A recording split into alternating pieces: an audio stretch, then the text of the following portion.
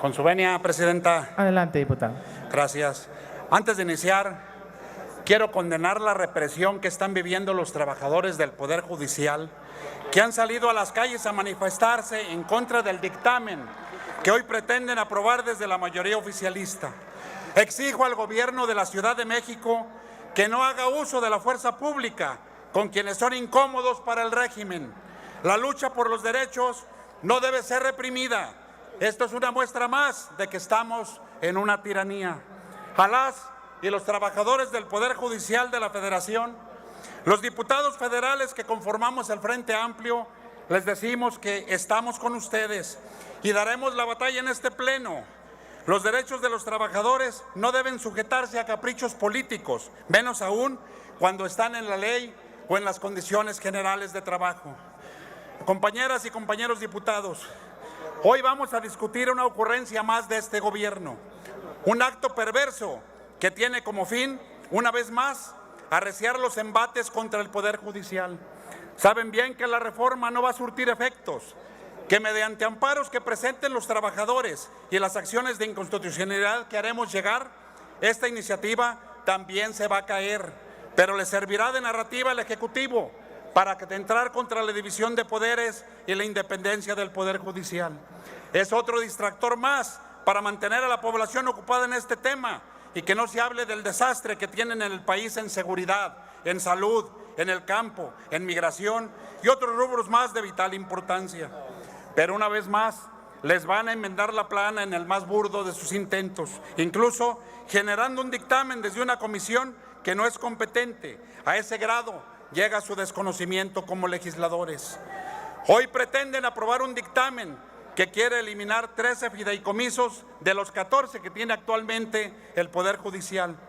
Con ello pretenden que poco menos de 15,000 millones de pesos pasen a las arcas del Poder Ejecutivo, vulnerando los derechos laborales de 55,000 trabajadores que resultarán afectados por las malas decisiones y por la venganza política.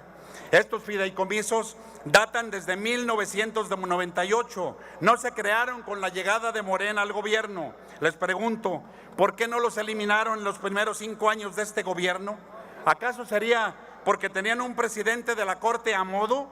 Esto significa que Corte a modo, Ejecutivo complaciente, Corte incómoda, ajuste presupuestal. Su excusa es la transparencia y la rendición de cuentas, cuando lo que menos les gusta es precisamente eso.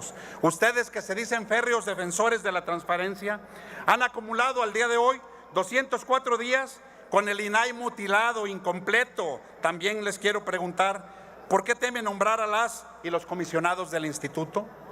En su gobierno se han detectado irregularidades que suman más de 15,000 millones de pesos en Segalmex. Tampoco sabemos del presupuesto destinado a Notimex en 3 años y 8 meses que llevan en huelga, más los sobrecostos de las megaobras de este gobierno que suman poco más de 250,000 millones de pesos, gastos sin transparencia y mucho menos rendición de cuentas. Con solo recuperar los recursos que este gobierno se ha robado en Segalmex, tendrían el dinero que pretenden arrebatar a las y los trabajadores del Poder Judicial.